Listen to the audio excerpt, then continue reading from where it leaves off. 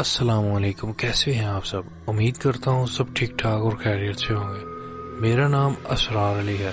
दोस्तों, आज जो मैं स्टोरी आपके साथ शेयर करने वाला हूँ, थंबनेल देख के आपको स्टोरी के बारे में पता तो चल ही गया होगा। दोस्तों, ये दुनिया फानी है। जो भी इस दुनिया में आया है, एक ना एक दिन उसने वापस जरूर जाना है। तो हमें हमेशा ये दुआ करनी चाहिए कि हमें जब भी मौत आए, ईमान की मौत आए। मेरी दुआ है कि आप जहाँ कहीं भी हों, हमेशा खुशहाल रहें और हमेशा अल्लाह ताला की हिफाजत में रहें। स्टोरी की तरफ बढ़ने से पहले मेरी आप सबसे एक छोटी सी गुजारिश है कि वीडियो को लाइक और चैनल को सब्सक्राइब कर दिया करें, जो कि बिल्कुल फ्री होता है, और साथ में लगे बेल आइकन को दबा दें ताकि हमारी हर नई आने वाली स्टोरी का नोटिफिकेशन सबसे पहले आप तक पहुँचे।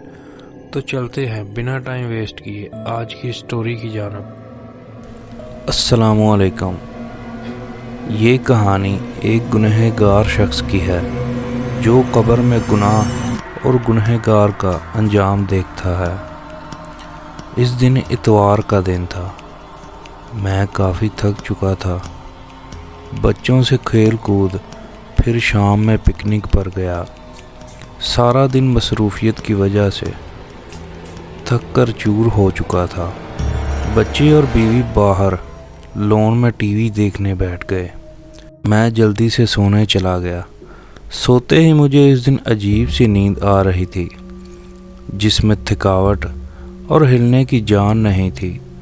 आंखें ना बंद थीं ना खुल पा रही थीं। दिमाग पर अजीब सा वज़न महसूस हो रहा था। आंखों के सामने काली धुंध छाने लगी थी। कानों में अजीब सा शोर हो रहा था। पाँव दर्द करने लगे थे, जैसे खून बाहर निकलने की कोशिश कर रहा हो। इतने में आंखों के सामने मुकम्मल अंधेरा छा गया, जैसे आहिस्ता से मेरे जिस्म से जान निकल रही हो। मेरी आंखें बंद थीं, फिर भी मुझे वो नज़ारे दिखाई देने लगे। ना चाहते भी दिमाग में माजी के पिछले किए गुनाह याद आ रहे थे। जैसे कोई भिखारी बच्चा मुझसे भीख मांगने आया और मैंने उसे धक्का देकर हटा दिया। लड़कियों की मजबूरी का फ़ायदा उठाकर उनसे किए गुनाहों की याद मुझे ऐसे लग रहा था जैसे मेरे किए सारे गुनाह किसी मूवी की तरह मेरे सामने चल रहे थे। मैं जागने की कोशिश कर रहा था, पर मेरे जिस्म में ज़रा से हिलने की ताकत नहीं बची थी। जैसे एक खोखली लाश किसी नहर में तैर रही हो। मेरे कानों में अजान की आवाज़ गूंज रही थी, और इस दौरान मेरे हंसने और बातचीत की याद, नमाज पर जानबूझकर ना जाना, इन सब यादों से एक खौफ तारी होने लगा था। फिर कुछ लम्हों बाद मुझे काले लिबास में एक शख्स दिखाई देने लगा और मुझसे कहने लगा, मैं मलकुल मौत हूँ। तुम्हारा वक़्त इस दुनिया में पूरा हो चुका है और मुझे हुक्म हुआ है कि तुम्हारी जान ली जाए। मैं सुनकर घबरा गया। रोते मिन्नत करते कहा, खुदा के लिए मुझे छोड़ दो। मेरी अभी मरने की उम्र नहीं है। मेरे छोटे छोटे बच्चे हैं और मैंने कब्र के लिए कोई तैयारी भी नहीं की, और मेरे कोई अच्छे काम भी नहीं हैं। मैंने नमाज भी नहीं पढ़ी।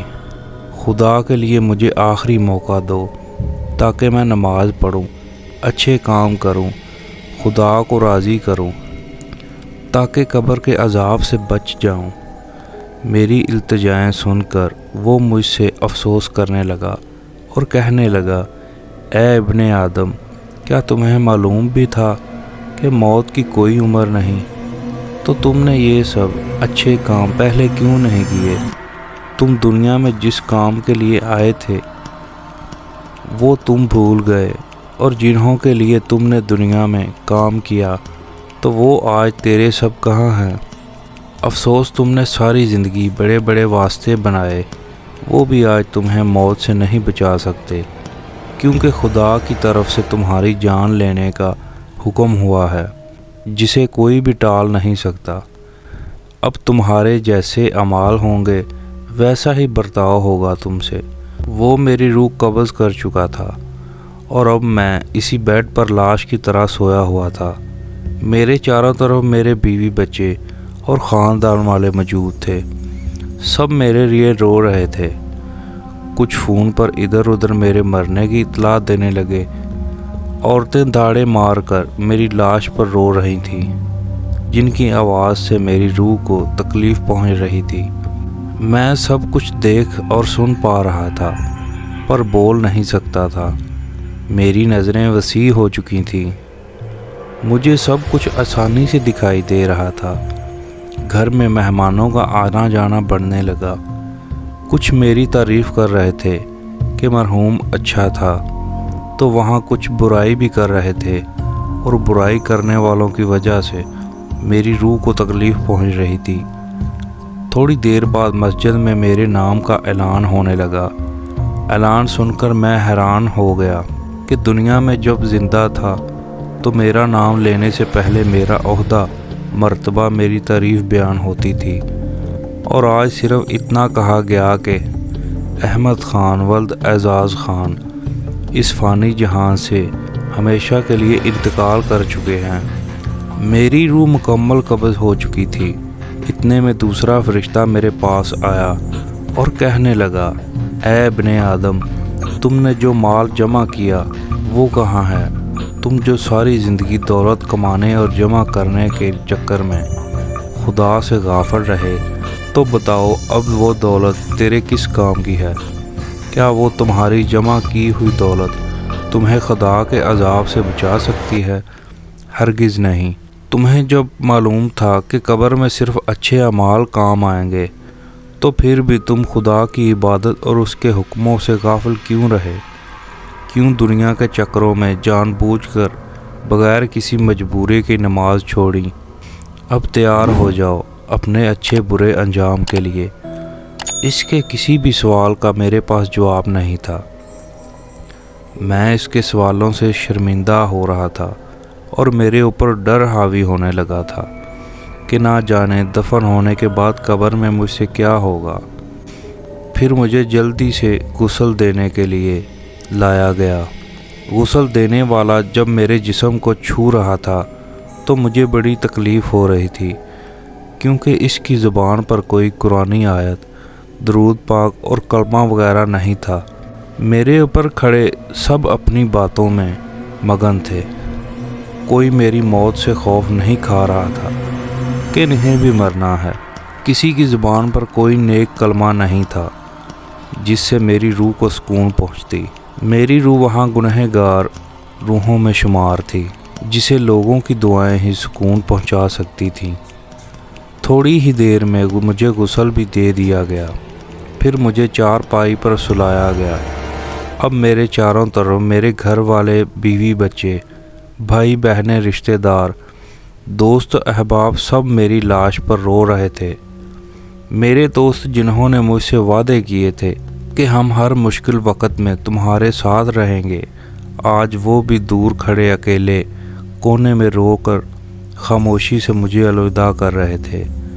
फिर एक शख्स आकर कहने लगता है, जनाजा उठाने का वक़्त हो चुका है, बाहर सब इंतज़ार में हैं। सुनते ही मेरे घर वाले फिर से मेरी चारपाई को चिपक गए और ज़ोरों से रोने लगे। मैं उनके रोने से परेशान हो रहा था। मुझे समझ नहीं आ रहा था ये सब मेरे लिए इतना क्यों रो रहे हैं। क्या मैंने इनको कोई दुख दिया है? इन सब को हटाकर मेरे जनाजे को उठाया गया। मैं परेशान हो रहा था, ये सब मिलकर मुझे कहाँ ले जा रहे हैं। मैं एक चारपाई पर था और मेरे आसपास बड़ी तादाद में लोग थे। मेरा जनाजा सफ़र में ही था कि इतने में तीसरा फरिश्ता मेरे पास आया और कहने लगता है, ऐ इब्ने आदम, एक लंबे सफ़र की तरफ रवां दवा हो। जो तू ये सफ़र पहली बार कर रहा है, सफ़र के इख्तिताम पर तुम्हें एक छोटे और तन्हा मकान में रखा जाएगा, जिस मकान में तुम पहले कभी नहीं रहे। और अगर तुम्हारे अमाल अच्छे होंगे तो वो तंग मकान तुम्हें तंग नहीं लगेगा, और अगर तेरे अमाल अच्छे नहीं होंगे تو وہ تنگ مکان مزید تمہیں تنگ لگے گا، کیونکہ سب اپنے اعمال سے ہی اس مکان کو کشادہ اور تنگ کرتے ہیں۔ تمہیں پہلی بار اس تنگ مکان میں رکھا جائے گا اور تمہاری ہمیشہ کی زندگی قیامت تک اسی مکان میں گزرے گی۔ اتنے میں وہ غائب ہو گیا اور مجھے پریشانی ہو رہی تھی کہ نہ جانے مجھے وہ مکان کیسے ملے گا، تنگ یا کشادہ۔ اگر مجھے تنگ مکان ملا تو میں کیسے گزاروں گا قیامت تک اس تنہا مکان میں؟ اور میرے جنازے پر بھی شریک سبھی لوگ اپنی دنیا داری کی باتوں میں لگے ہوئے تھے۔ کسی کی زبان پر کلمہ شہادت نہیں تھا جس سے مجھے امید ہو کہ مجھے کشادہ مکان ملے گا۔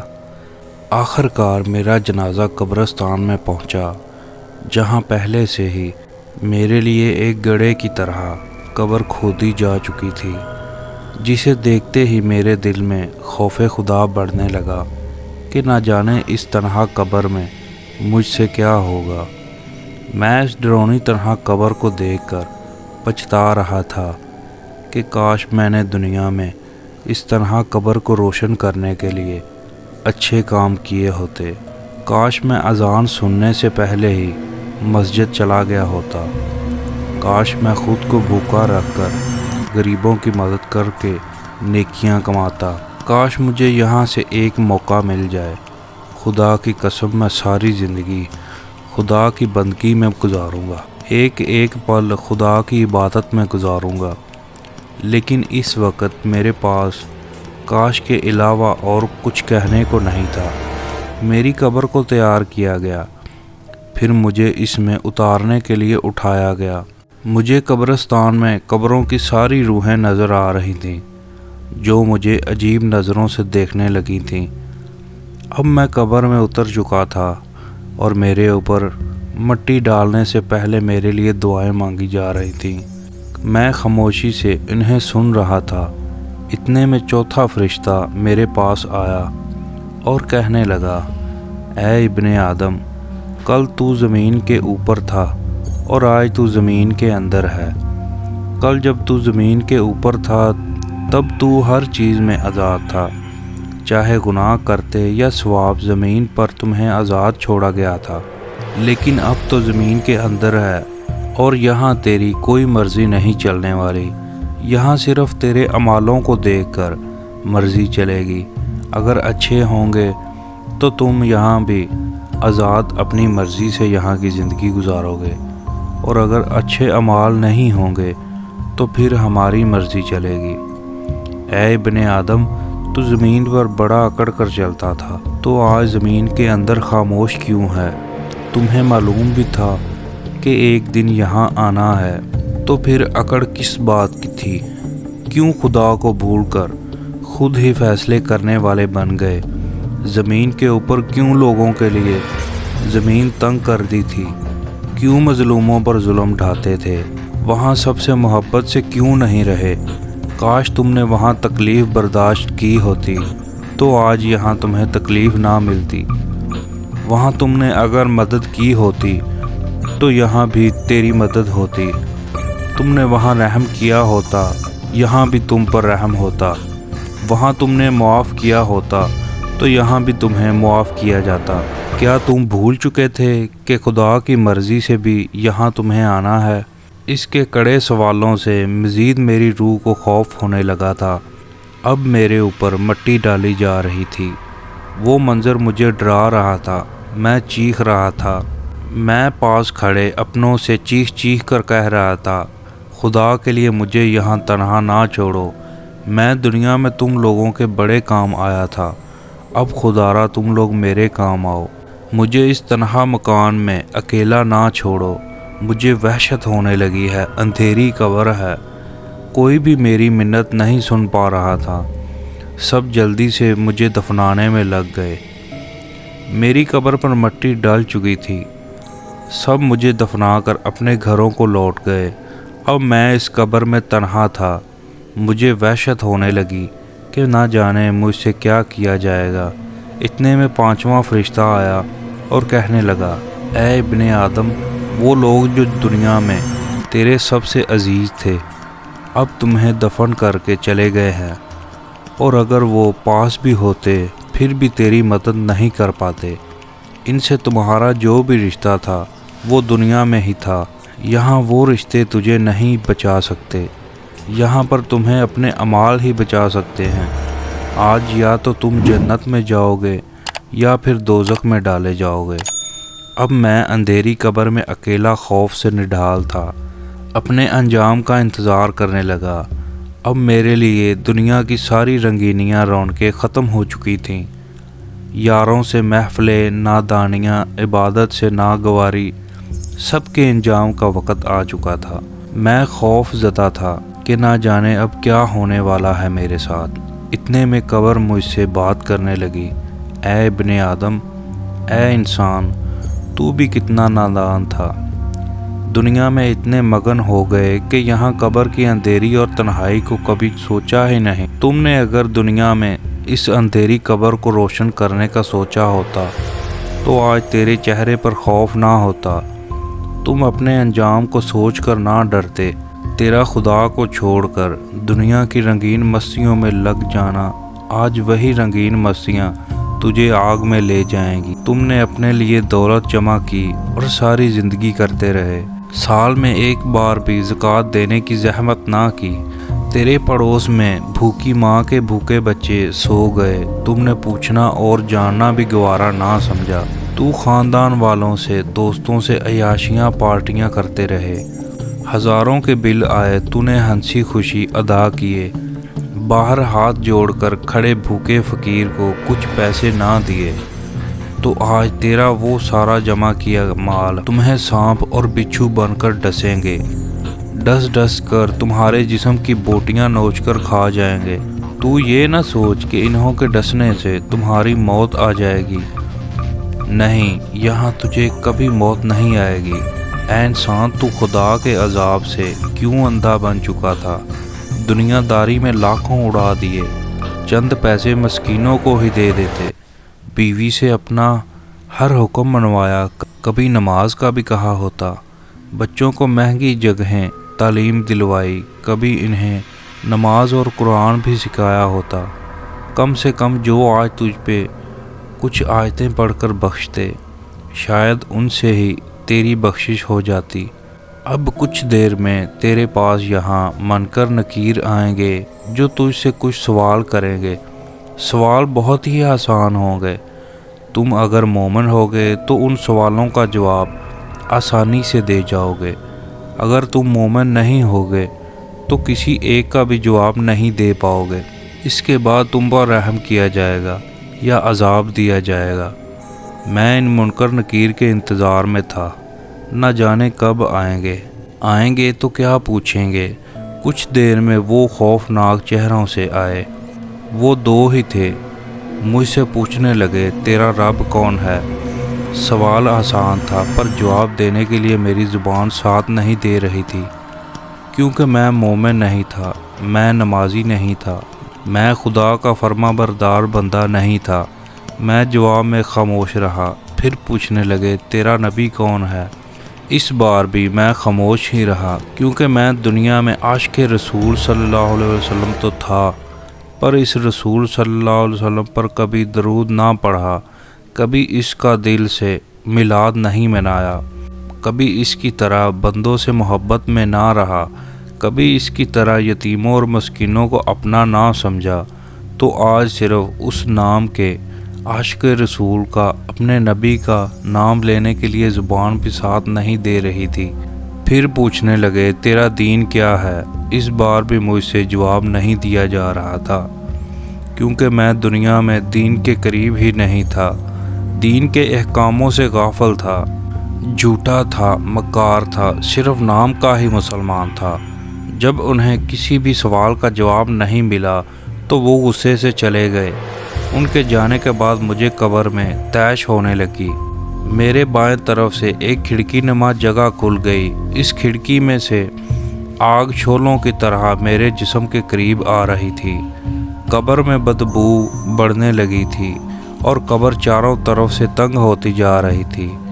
آگ کی تپش سے میرے جسم کا بایاں حصہ جل رہا تھا۔ میں چیخ رہا تھا، چیخ کر پوچھا، یہ مجھ سے کیا ہو رہا ہے؟ کیوں میری قبر تنگ ہو رہی ہے؟ آگ کیوں میرے جسم کو جلا رہی ہے؟ قبر سے آواز آنے لگی، اے انسان، قبر کا تنگ ہونا، بائیں طرف سے کھڑکی کھلنا، یہ سب تیرے اعمالوں کا کیا دھرا ہے۔ تو اگر دنیا میں خود کو تنگ رکھتا تو تمہیں یہاں وسیع قبر ملتی۔ اب تیرے چیخنے کا کوئی فائدہ نہیں، یہاں تیرے جیسے تیری طرح کے بے شمار انسان چیخ رہے ہیں۔ یہ سب تجھے پہلے سوچنا چاہیے تھا۔ اب عذاب کے لیے تیار ہو جاؤ۔ وہ خاموش ہو گئی۔ آگ میرے بہت قریب آ چکی تھی، میرا چہرہ آگ سے جل رہا تھا۔ اس آگ کی تپش دنیا کی آگ سے کئی گنا زیادہ تھی۔ آگ کی تپش مزید تیز ہوتی جا رہی تھی، کچھ ہی لمحوں میں میرے چہرے سے ہو کر پورے جسم کو جلانے لگی تھی۔ بہت دیر تک میں آگ میں جلتا رہا، چیختا رہا، پر وہاں کوئی میری چیخو پکار سننے والا نہیں تھا۔ کچھ دیر بعد میرے جسم سے آگ بجھنے لگی، میرے جسم کو ٹھنڈا سکون مل رہا تھا۔ میں نے پھر پوچھا، اچانک میرے جسم سے آگ کیوں بجھ گئی اور میرے جسم کو راحت بھرا سکون کیسے مل رہا ہے؟ میں تو گنہگار ہوں۔ غیبی آواز سے مجھے جواب ملا، دنیا میں تیرے وارث تیری بخشش کے لیے قرآن خوانی کروا رہے ہیں، اور جب تک تیرے لیے قرآن کی تلاوت ہوتی رہے گی تب تک تمہیں کوئی عذاب نہیں دیا جائے گا، اور یہ بھی ہو سکتا ہے اس قرآن اور دعاؤں کے صدقے تیری بخشش کی جائے۔ کافی دیر تک مجھ سے عذاب ٹلا رہا، پھر اچانک سے قبر میں وہی بدبو آنے لگی، گرم ہوا پھر سے چلنے لگی، پھر سے بائیں کھڑکی کھل گئی، پھر غیبی آواز آئی، دنیا میں تیرے وارث اب بھی اگر اپنے دوستوں اور دنیا کے سامنے نام بنانے کو چھوڑ کر تمہارے نام کا صدقہ خیرات غریبوں اور مسکینوں میں تقسیم کریں تو اب بھی تمہاری بخشش ہو سکتی ہے، کیونکہ خدا تب بھی بہت خوش ہوتا ہے جب کوئی اس کے بھوکے بندوں کو روٹی کھلاتا ہے۔ اب تو اپنے عذاب کے لیے پھر سے تیار ہو جا۔ اس کے خاموش ہوتے ہی پھر سے آگ جلنا ناقابل برداشت بدبو۔ اتنے میں میری قبر سے ایک بڑا بچھو نکلنے لگتا ہے جو میرے پاؤں سے ہو کر میرے منہ کی طرف آتا ہے۔ اتنے میں اس کے جیسے اور بھی بہت بچھو نکلنے لگے جو انسانی ہاتھ سے بہت بڑے، کالے، موٹے اور خطرناک تھے، جنہیں دیکھتے ہی میں تڑپنے لگا۔ پھر چیخ کر پوچھا، یہ کیا ہو رہا ہے میرے ساتھ؟ غیبی آواز سے جواب آیا، اے انسان، یہ بچھو تمہارے گناہ سے پیدا کیے گئے ہیں۔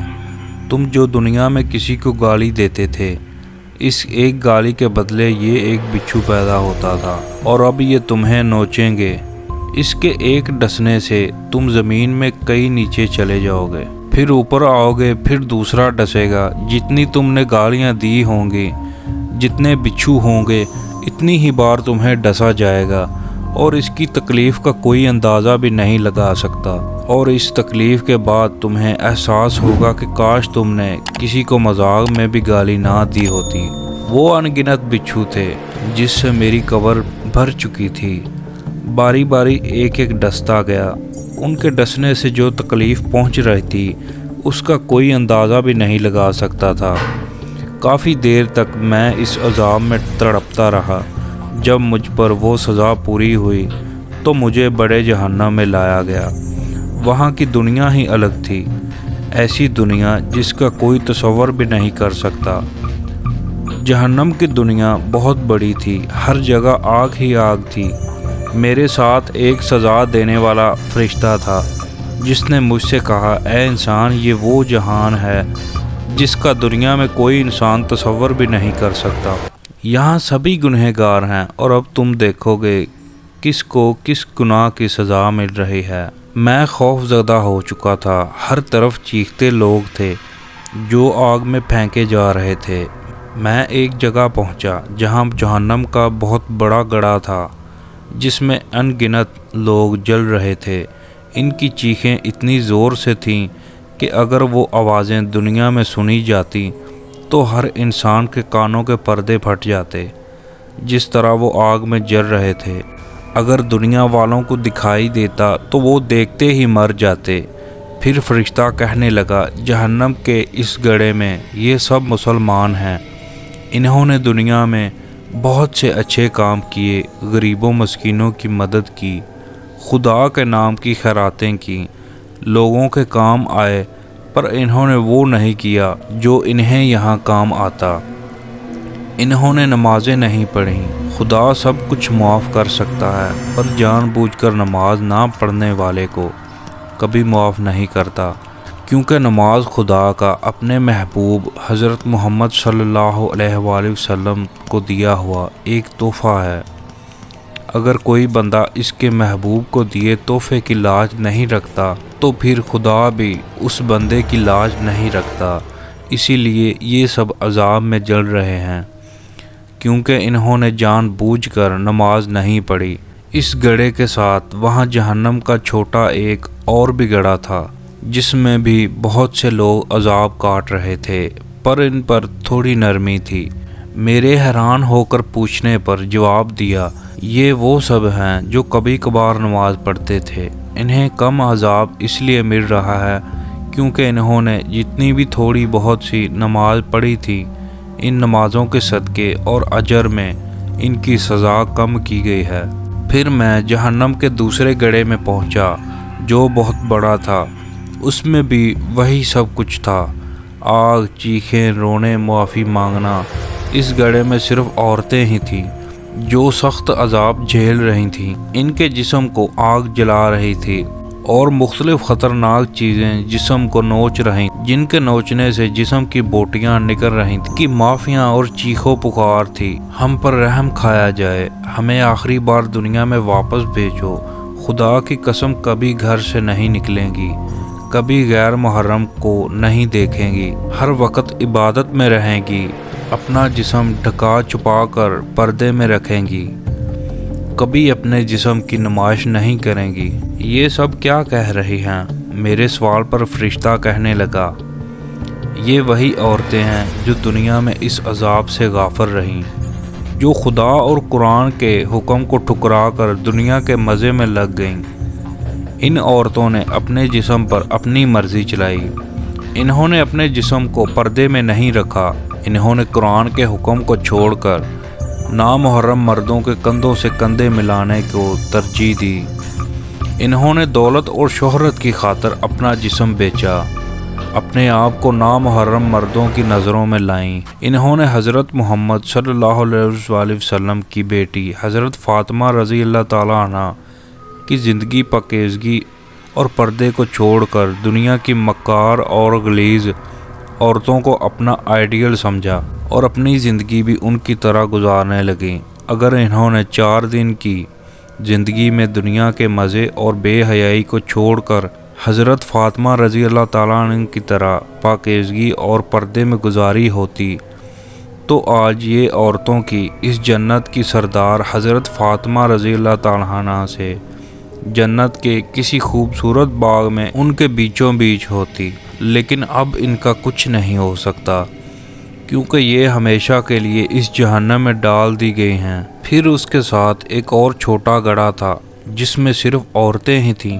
لیکن ان پر عذاب میں کچھ نرمی تھی۔ میرے پوچھنے پر جواب ملا، یہ وہ عورتیں ہیں جنہوں نے ساری زندگی اپنے جسموں کو نامحرم سے چھپانے کی پوری کوشش کی اور اپنی نظروں کو نامحرم سے ہٹائے رکھا۔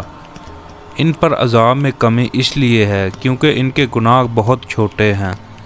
ان کے گناہ ہیں شوہر کی نافرمانی، اپنی اولاد کو دین کی تربیت پر زور نہ دینا، خاص اپنی بیٹیوں کو حیا اور پردہ نہ سکھانا جیسے گناہ۔ یہ اپنے حصے کی سزا کاٹ کر آزاد ہو جائیں گی۔ جہنم میں عورتوں کی تعداد زیادہ تھی، سب کو عذاب میں دیکھ کر دل لرز رہا تھا۔ پھر ایک جگہ پہنچے جہاں پر سخت خوفناک عذاب دیا جا رہا تھا۔ انہیں ایک جگہ کھڑا کر کے آگ کی موٹی اور تلوار سی تیز کیل ان کے ہاتھوں میں ٹھوکی جا رہی تھی۔ وہ کیل ان کی آنکھوں سے ہو کر پچھلی طرف سے نکل رہی تھی۔ ان کی آنکھوں میں بڑا سوراخ بن رہا تھا، وہ درد سے چیخ رہے تھے۔ ان کی چیخیں پورے جہنم میں سنی جا رہی تھیں۔ ایسا عذاب انہیں بار بار دیا جا رہا تھا۔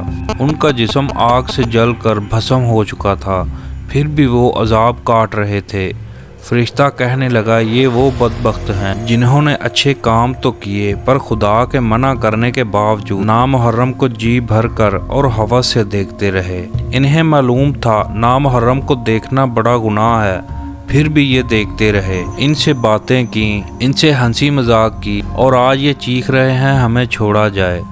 ہمیں معلوم نہیں تھا کہ نامحرم کو دیکھنے کی اتنی بڑی سزا ملے گی، لیکن آج ان پر کوئی رحم نہیں کھایا جائے گا، کیونکہ دنیا میں انہوں نے خدا کے حکم کو نہیں سنا، تو آج خدا بھی ان کی منت کو نہیں سننے والا۔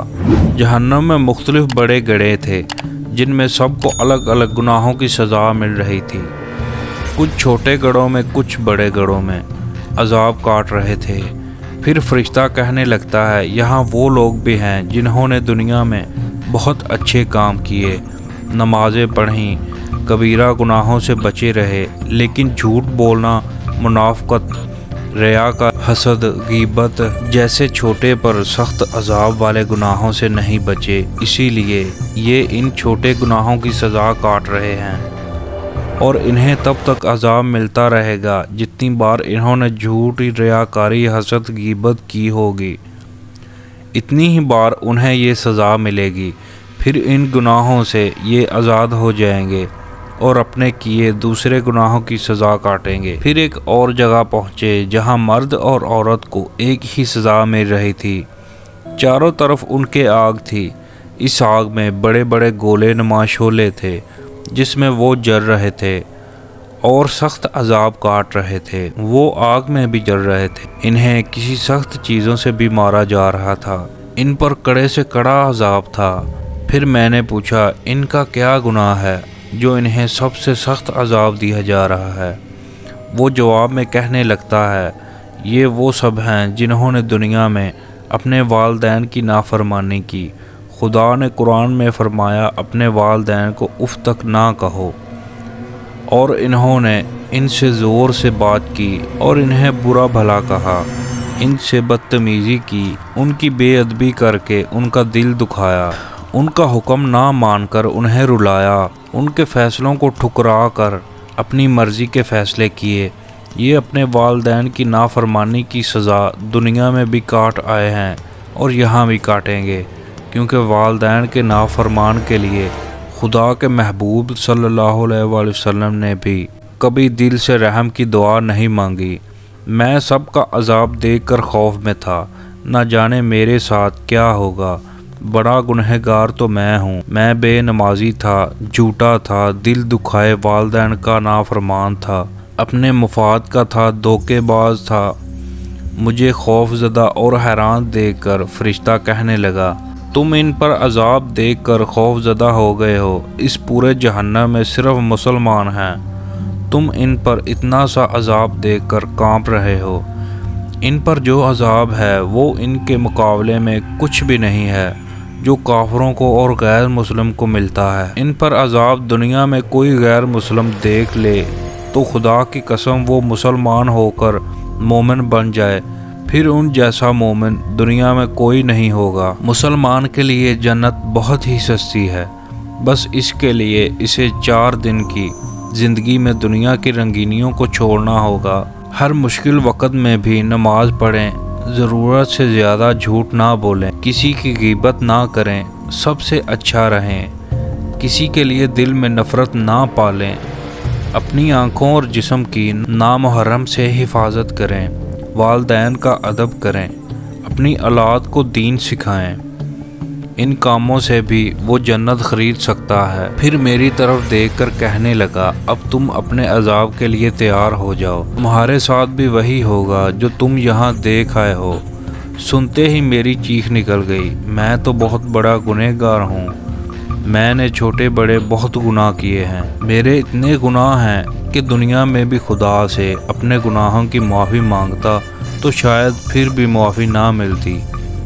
سن کر وہ کہنے لگتا ہے اے نادان انسان، تم چاہے کتنے بھی گناہ کرو، خدا معاف کر